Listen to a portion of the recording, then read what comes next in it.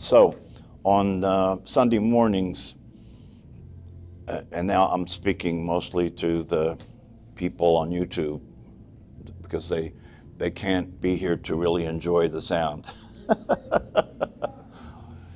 Yeah, on Sunday mornings, the room that we do the meditation class in is next to a room where they're having a spin class. So you could probably hear a little bit of it.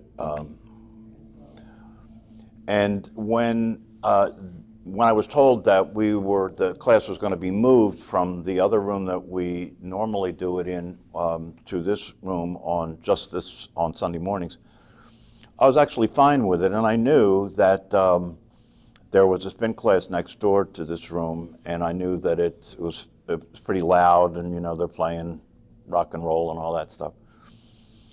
But I was happy to do that because I think that one of the things that can be the case is that people who attempt to practice meditation approach it with the idea that you have to be in control of the environment to practice meditation. You have to, and this is something that's fed by a lot of the contemporary teachings too, when they say find a quiet place, blah, blah, blah. And I understand that, right? But I think it could be misleading in terms of it getting interpreted to mean that you should only meditate in quiet places. You should only meditate in the right environment, right? And if that is if that's the judgment that's being made, right, then you are allowing the circumstances to determine you. And that's the opposite of what the practice of meditation is all about. So to have the class in a room where there is a lot of noise coming from the other room is something that can be used. It can be useful that there's noise coming from the other room. Yeah, because when we're practicing meditation, we're practicing to be able to maintain the experience of being aware, maintain the experience of being in the face of the circumstances that we find ourselves in. That's what the practice is. And the circumstances that we find ourselves in, the overriding circumstance that we find ourselves in is life. And it's unpredictable. And there's a lot of noise in life, isn't there? And there's a lot of things in life that occur that appear to disrupt your peace, appear to upset you. And so the practice of meditation is about learning about the possibility that who you are as awareness, right, is like space, and that space can allow everything to happen the way it's happening, right, and not resist it, and not be determined by it. Your ability to be present to life is something that is being practiced when you practice meditation. Your ability to be present to life, and not just to be present to life, but to be present to life and allowing life to be the way life is. Ultimately discovering that that's you, that you are life. When life is happening, you're happening. And so these teachings and practices allow us to get out of a state of mind in which we're resisting life and we're resisting what's happening around us. So if you can practice meditation with a loud sound coming from the next room, and in addition to that, you're always practicing meditation with the voice in your head attempting to get your attention, right? The thinking process, right? So you're always practicing with that happening and practicing moving your attention out of that thinking activity to being aware of the body breathing. And then when you're practicing in a place where there's noise, that's additional to the thought stream, additional to the thinking process. And so it makes it more challenging. It can make it more challenging. But even though it's more challenging, it doesn't mean that you can't meditate. It doesn't mean that the practice isn't valid. It doesn't mean that you have to leave because it's not the right environment for you to practice. Yeah, because the purpose of practicing meditation is that if you succeed in establishing a meditation practice someday, when you're in a situation where there's a lot of noise, when you're in a situation where somebody's screaming at you, when you're in a situation where there's a lot of traffic, that you can be there with that and not have that determine you. You might even become successful enough to watch the news. Right? You might even become successful enough to watch the news in such a way that it's not disturbing your peace, that you can allow it to be the way it is. You know, one of the people I work with in my private practice who's dealing with depression, dealing with severe depression, made a statement that caught my attention the other day. And what he said was, nothing is as it should be. Just let that come in. Nothing is as it should be. You know, you and I as human beings, with the state of mind that we're in and the conditioning we have and the DNA that we inherited, right, we find ourselves resisting things in life. We find ourselves thinking about things that happen, and the thoughts that we have are that this is wrong, right? This shouldn't be happening. I don't like this, right? And these thoughts could be about what's happening in the world, right? Or it could be about what's happening in your body, or it could be what's happening in your mind. It could be what's happening with you emotionally. So this automatic mechanical way of rejecting reality, right, is the source of much suffering. So you could say, if you understand what I'm pointing to, if you understand how this all works, you could say that watching the news could be a very useful practice if it's understood as a practice, you see. Watching the news can be a very valuable practice if it's understood as a practice, because it will challenge your ability to maintain your experience of being the awareness. And so one of the reasons that we practice the way we do in terms of paying attention to the breath is because we're using the breath as an anchor. We're using a breath as an anchor. We're using a breath as a place that stays consistent, that we can keep returning to, Right? Eventually, if you continue to do the practice and you continue to learn about how the practice works, it won't be necessary to utilize the breath to be able to return to home, right? It won't be necessary to use the breath, because at some point there'll be a consistent recognition that home is always available.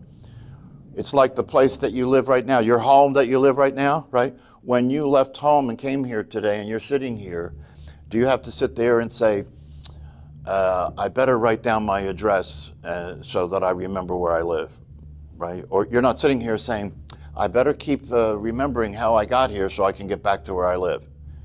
You don't have to remember where you live anymore, do you? You know, but when you're a little kid, right? I remember my stepson when he was a little kid, when we would take him places, right? In the car, he would say, do you know how to get back? Right? Do you know how to get back to the house, right? Because as a little kid, it hasn't become solid yet for them. Home hasn't become solid yet for them, right? But in the same way, when you practice meditation, the home that's always been your home, that's always been here, right, may be something that you're not aware of. So now you start to become aware of it through the teaching, you start to understand it conceptually, and then in the practice of meditation, you want to experience that home. You want to experience that home so that there's no doubt at all that there's certainty about who you are, there's certainty about home, right? And that you recognize that home is always here, right? You're always home, right? And so it's not the case. A lot of people talk about, I had it and I lost it. You know, I had an experience of being aware, and then I lost it and I went back. And one person said the other day in class that I don't have it much at all. I lose it most of the time, right? I lose it most. It doesn't take much at all, you know, for me to lose it. And I spend most of my time back in the states of mind and the emotional states, right? And you know, my question to a statement like that, right, if you really slow down and take a look at things, my statement to a question like that is, how do you know that you spend most of your time in states of mind? How do you know that you only have very limited brief periods of time when you're awake and you know you're awake? How do you know that, right? Well, if the person eventually gets to the correct answer to that, the answer is, the way you know that is you're aware of that, isn't it? Isn't that the way you know that you're aware of that? Well, that must mean that the awareness is always here, right? Yeah, because even if you're complaining that you're not aware, you're aware of complaining that you're not aware. You understand? So you're really kind of talking yourself out of the experience of being yourself. You're talking yourself out of the experience of being yourself when you say that I spend most of my time being unaware in mental states and emotional states. In that very statement, right, for you to say that, you must be aware of that being the case. Yeah, therefore, the awareness is always here. You have to deny its presence in order for you to ignore it. You have to deny its presence. Thinking is a way of denying its presence, right? Because when you're involved in thinking and your attention is involved in thinking, you're in the world of the thinking. That makes you a person, right? In the world of the thinking makes you a person, because in the world of thought, everything that happens is inferred to be happening to you. That need not be said, right? That's built into the operation of thinking, right? It's built into the operation of thinking. If thinking is occurring for you and I say, who's thinking, right? If thinking is occurring to you and I say, who's thinking, you're going to say me, I'm thinking, right? And when you say me, I'm thinking, you're talking about what's inferred all the time, right? That thinking is you thinking, is inferred all the time. Whatever you perceive to be happening is happening to you. That's inferred all the time. Right? Therefore, this consistent mistaken identity, right? Whatever is happening to me, right? And the me it's happening to is the one that is seeing, the one that's hearing, right? The one that's operating the body and all that, right? The thing about the teachings and practices is that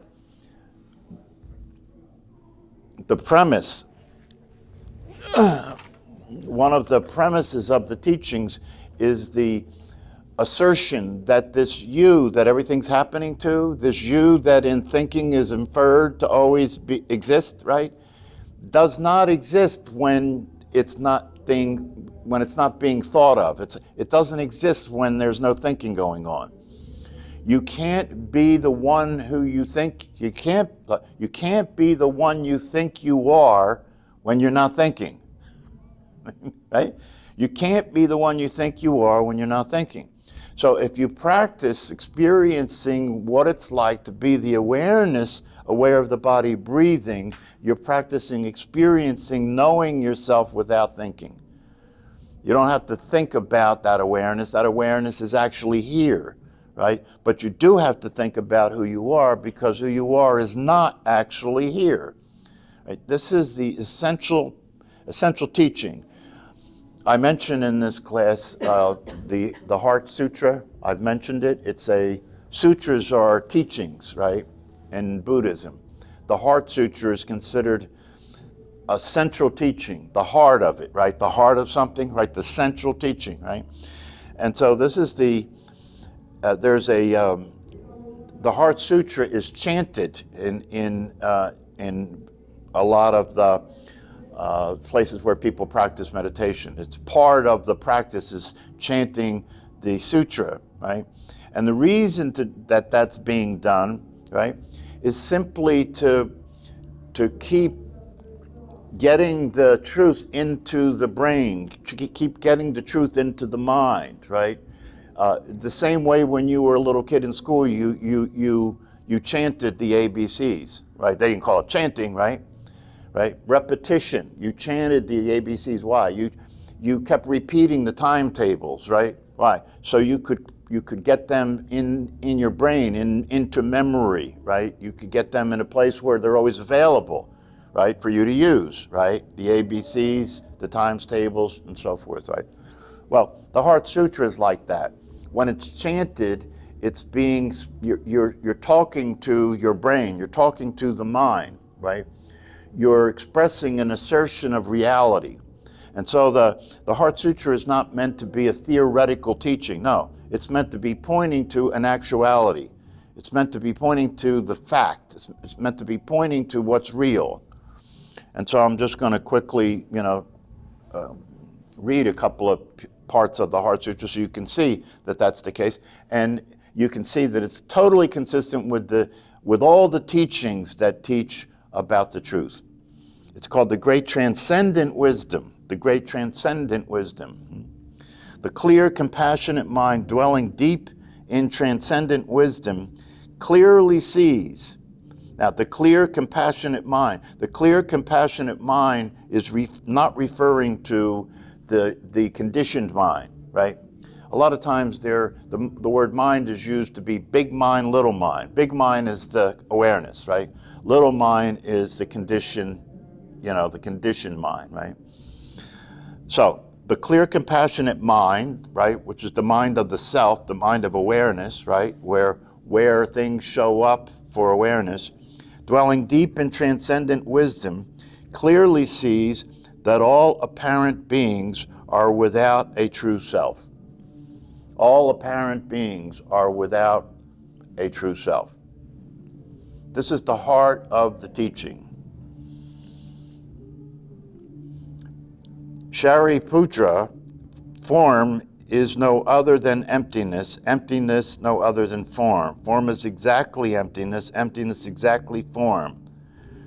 And what they're talking about here is that form is a perception, form is appearance, right? But we know now, even scientifically, that if you investigate what appears to exist, it's not there. If you investigate what appears to exist, Douglas Harding talked about, if you want to talk about who you are, if you look close, if you identify yourself with the physical body, right? If you look closely at the physical body microscopically, right, where you get down to the atomic level, right? We know that in an atom, 99.99999% of the space in an atom is empty, right? This is science, right? The nucleus in the atom in relationship to the empty space would be the comparison between the size of a football field, right, and a flea. The emptiness compared to the nucleus of an atom would be like the size of a football field compared to a flea. So, shorthand, you could just say empty, right? You could just say empty, right? And that's your body. So when you look close enough, there's nothing there. This is what they're talking about, right? That what appears to be form is a perception, not an actuality, right? That form that appears to exist, right, is actually nothing. There's actually no substance to it, right? Emptiness, right? Form is no other than emptiness. Emptiness is no other than form. Form is exactly emptiness. Emptiness exactly form.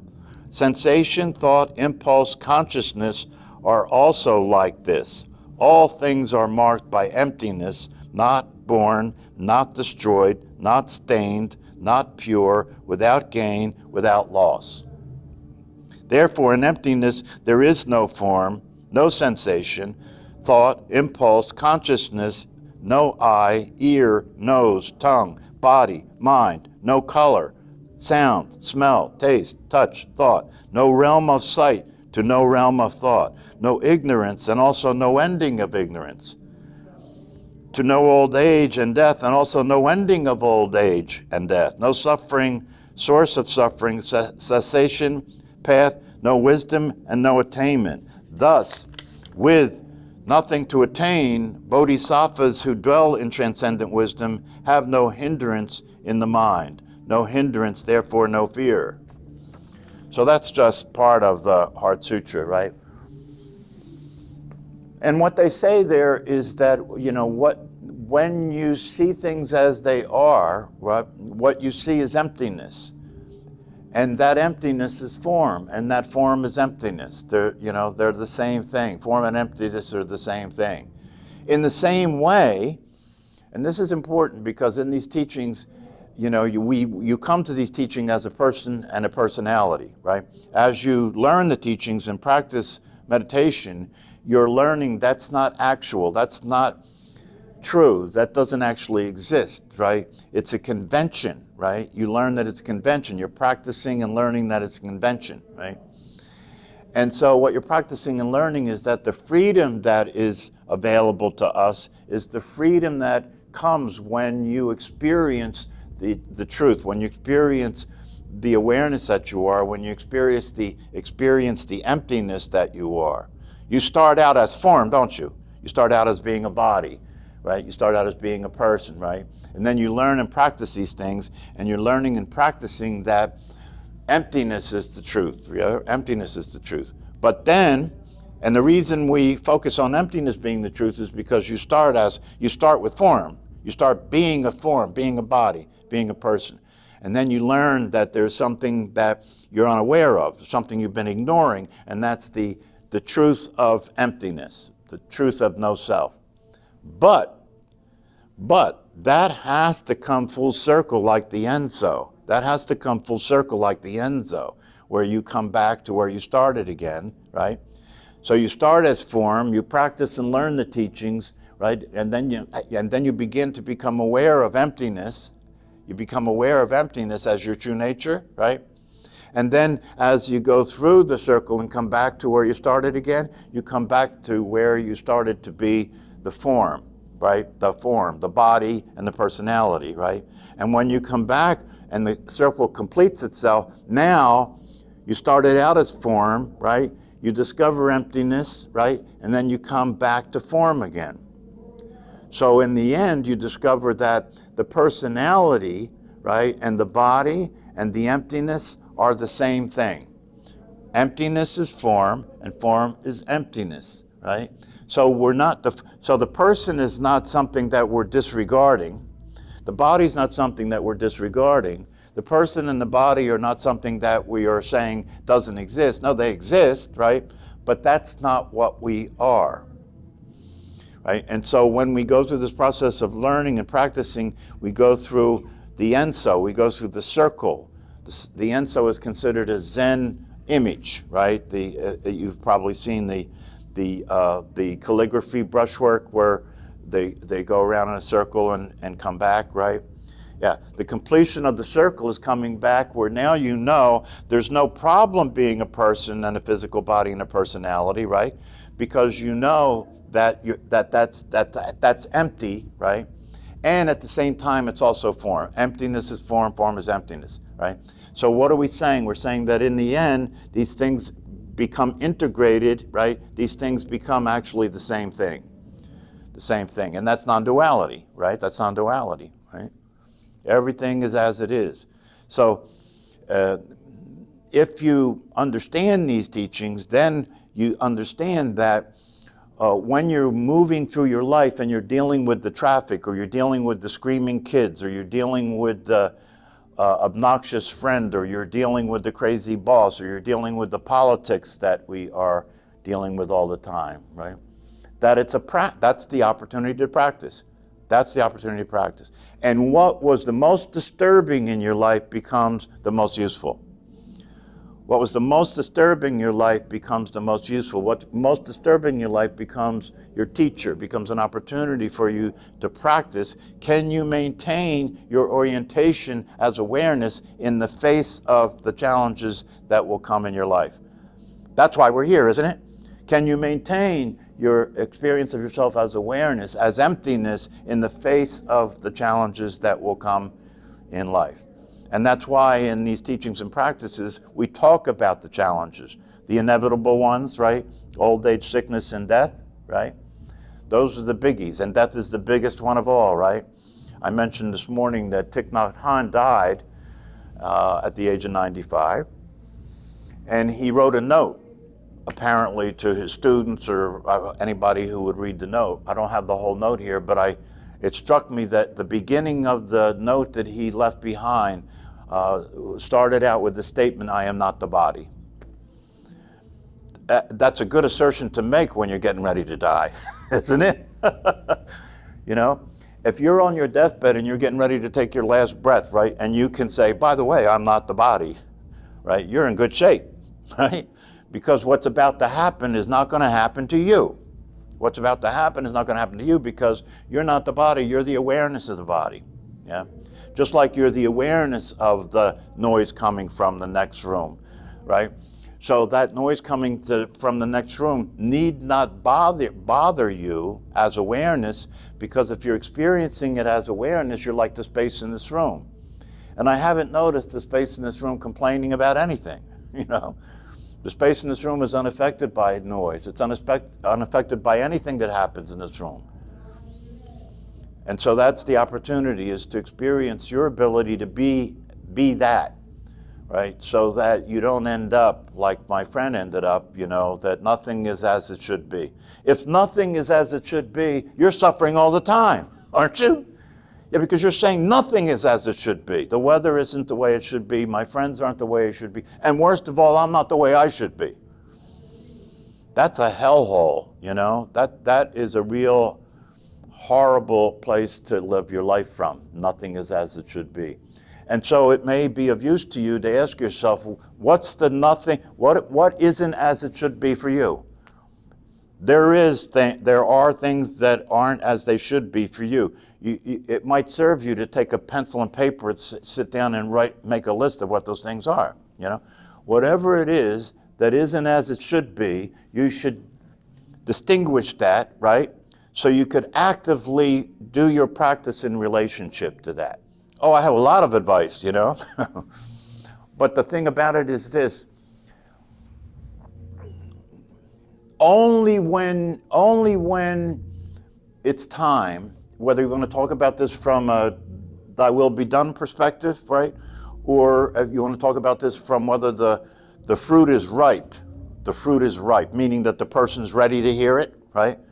Right. If it's not ripe and the person's ready to hear it, they're not going to hear it, right? The fact that they're encountering the possibility is a good sign, right? The fact that you're here is a good sign, even if you're still pretty crazy, right? So the fact that you're willing to encounter it is a good sign, right? But what has to happen for the process to work is you have to understand that you are either the source of what happens next or complain about it, right? You're either the source of what happens next or complain about it, right? And if you're left to be the state of mind you're in, and if you're left to be the emotions that are occurring, or if you're left to be the thinker of your thoughts, right, then you're going to be the complain about it, right? But if you notice that you're being the complain about it, right, that means there's an awareness of that, and therefore you can pay attention to the awareness of that, right? Which is different from being the thinker of thoughts. The awareness of that is the awareness of what's happening rather than the person that's suffering from it. That's the shift, you see. And so that's why we're here, to do these practices, not to just to have something to talk about at a party. No, we're doing these practices so that you can come out of the dark, right? You can come into the light. And even if you come into the light to some extent, not fully, right? Even if you have a experience of the awareness that you are, right? And that experience of the awareness that you are doesn't seem to last, right? Doesn't seem to last, because what's really not lasting is you're attending to it. Not that it doesn't last, it's always here, right? So if it seems not to last, it's because your attention got taken again, and your attention is consistently involved with thinking, and being involved with the conditioning, and being involved with playing the game of life the way most people are playing it, right? And so you have to practice noticing that the same way you practice that you're thinking when you're practicing awareness. And if you practice noticing that, you have to practice then coming back, bringing your attention out of that thought stream, coming back to the stillness, coming back to the silence. And by the way, the stillness and the silence are always here. No matter how much activity there is, no matter how much noise there is, the silence is always here. No matter how much activity there is, the stillness is always here. I recall going to a drum circle thing once with a friend of mine at at a cathedral, so it was a big sound, right, in this room where the sound of the drums were echoing, and there must have been 100 drummers drumming, right? Incredibly intense sound, right? And the thing about it that really struck me was that I was aware of the silence. This is an interesting experience if you check it out, right? That notice, especially when there's a lot of sound going on, right? See if you can listen for the silence. The silence is always there. Silence is always there. To be aware of the silence is to be aware of the complete reality, the silence in which the sound occurs, the complete reality. To be aware of the stillness is to be aware of the space the activity is happening in. You see, that completes the whole thing, right? Form is emptiness, emptiness is form, right? The silence is there, and so that's the emptiness is the silence, and the form is the sound. The emptiness is the awareness. The emptiness is the space in which the activity is occurring, and the activity is the form. You see, the emptiness and form is there. It's there. It's reality. It's the reality. And there's no conflict between emptiness and form. There's no conflict between the awareness and your body. There's no conflict between the personality and the awareness. And why is that the case? Well, in the end, if you stay on board, right? If you stay on board and you keep learning and practicing, in the end you come to see that they're the same thing. In the end you come to see that awareness is all there is. And if awareness is all there is, that's non-dual, right? And if awareness is all there is, there's nothing outside of it to have any problem about it. I keep coming back to that particular statement, but see if that can get through to you, right? If awareness is all there is, if consciousness is all there is, right? I know it appears that that's not so, but that's an appearance. If in the end it's possible to recognize that consciousness is all there is, right? Then that's non-dual. It's non-dual because there's nothing outside of that. If there's nothing outside of that, how can there be a problem? It's the same thing as saying when you realize who you realize you're not separate from reality. You are reality. And if you are reality, how can you have a problem? Because it means you're the same as the politician you hate. You're the same as the boss you hate. You're the same as the you look in the mirror and are in conflict with. But that's not something that you experience unless you practice the practice sufficiently and you learn the teachings sufficiently to have a deep enough understanding that you can come into the reality. Come into the reality and out of the delusion. Come into the waking state and out of the sleep state. You know? See things as they are rather than what you think. Know who you are rather than what you have learned to be. And in that lies freedom, the kind of freedom that can let you be happy and experience peace of mind throughout your life and be able to rest in peace.